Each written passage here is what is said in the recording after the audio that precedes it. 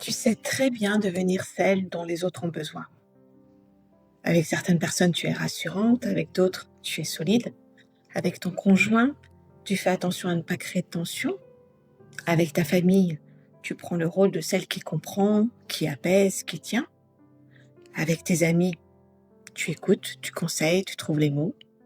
Et tu fais tout cela tellement naturellement que personne ne voit à quel point tu t'adaptes. Mais il arrive parfois un moment étrange. Un dimanche après-midi, un soir où personne ne te demande de rien, aucun problème à résoudre, aucune personne à rassurer, aucun rôle à remplir. Et au lieu de te sentir libre, tu te sens presque vide. Tu prends ton téléphone, tu cherches quelque chose à faire, tu demandes ce dont tu as envie et rien ne vient vraiment. Parce qu'à force de devenir celle dont les autres ont besoin, tu finis par ne plus savoir qui tu es. Bonjour et bienvenue sur le podcast Bonne Nouvelle, tu es hypersensible et haut potentiel. Je suis heureuse de te retrouver dans cette nouvelle capsule intitulée Hypersensible, haut potentiel, comment sortir du piège du caméléon. Le piège du caméléon, c'est cette capacité à changer subtilement selon la personne, l'ambiance ou la situation. Tu ajustes ton énergie, tu adaptes tes mots, tu modifies ta façon de réagir, tu sens très vite ce qui est attendu de toi, parfois même avant que l'autre ne l'exprime. Et bien sûr, cette capacité peut être une vraie force. Elle t'aide à comprendre les autres, à t'intégrer, à éviter certaines tensions, à préserver les relations. Mais lorsqu'elle devient automatique, elle peut aussi te couper peu à peu de toi-même. Parce que tu finis par savoir exactement ce que les autres ont besoin, mais beaucoup moins ce dont toi tu as besoin. Tu connais leurs goûts, leurs attentes, leurs humeurs, leurs fragilités. Tu sais ce qui peut les blesser, les rassurer ou les contrarier. Mais lorsque tu te demandes « Qu'est-ce que je veux moi ? Qu'est-ce que j'aime vraiment ?» La réponse peut devenir floue. C'est là que la suradaptation va beaucoup plus loin que le fait de dire oui lorsque tu voudrais dire non. Elle finit par organiser ton identité autour de ce que tu apportes aux autres. Tu te sens important parce que tu aides, aimé parce que tu es disponible, légitime parce que tu es utile, en sécurité parce que tu fais tout pour que personne ne puisse te reprocher de ne pas avoir assez donné. Et lorsque personne n'a besoin de toi, tu peux perdre tous tes repères. Parce que si tu n'es plus celle qui comprend, qui conseille, qui rassure et qui apaise, qui reste-t-il ? Cette question peut être inconfortable, mais elle ne signifie pas que tu n'as plus d'identité, elle signifie souvent que ton identité a été recouverte. Recouverte par les rôles, par les habitudes, par toutes les versions de toi que tu as développées pour être aimée, acceptée ou reconnue. Et pour sortir de ce piège, il ne suffit pas toujours de dire davantage non. Poser des limites est important, bien sûr, mais le travail commence encore plus près de toi.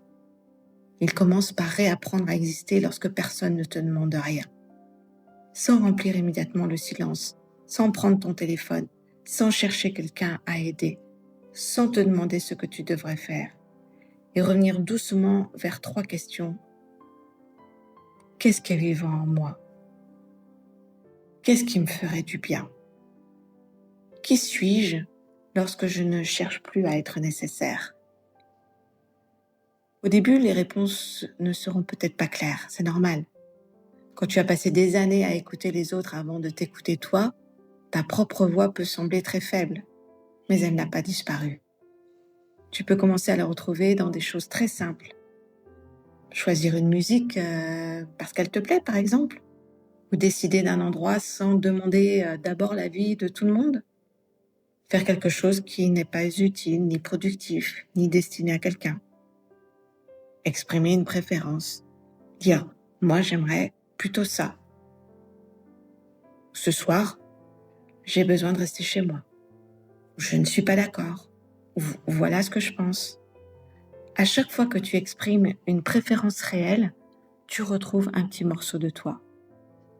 À chaque fois que tu demandes ce que tu ressens avant d'analyser ce que ressent l'autre, tu reconstruis ton lien intérieur.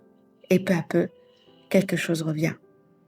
Une envie, un goût, un élan, une opinion, une manière d'être qui n'a plus besoin d'être validée. Trouver sa place commence parfois exactement là, pas dans un grand changement spectaculaire, pas dans la découverte immédiate de ta mission de vie, mais dans le moment où tu comprends que tu as le droit d'exister même lorsque personne n'a besoin de toi.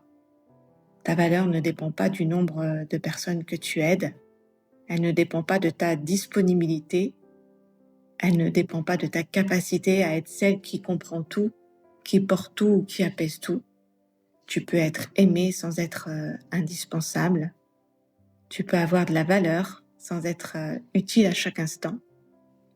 Tu peux être toi sans devoir devenir la bonne version de toi pour chaque personne. Et c'est précisément pour t'aider à retrouver cette femme-là que j'ai créé le coffret « Trouve enfin ta place en tant qu'hypersensible et au potentiel ». C'est un parcours pour retrouver ce qui t'anime, reconnaître tes talents naturels, reconnecter avec tes besoins et construire une vie qui ne repose plus uniquement sur ta capacité à t'adapter. Pas une place où tu es indispensable à tout le monde, une place où tu peux enfin être pleinement toi. Tu trouveras le lien vers le coffret dans la description de cette capsule ou de cette chaîne. Et avant de nous quitter, j'aimerais que tu retiennes ceci. Ta valeur ne dépend pas de tout ce que tu apportes aux autres. Tu peux cesser peu à peu de devenir celle dont chacun a besoin et revenir vers celle que tu es quand tu n'as plus rien à prouver, à apporter ou à réparer. Je te souhaite une très très belle journée ou une très belle soirée selon l'heure à laquelle tu écoutes cette capsule. Je te retrouve très bientôt dans une nouvelle capsule de ce podcast. Bonne nouvelle, tu es hypersensible et haut potentiel. Séverine.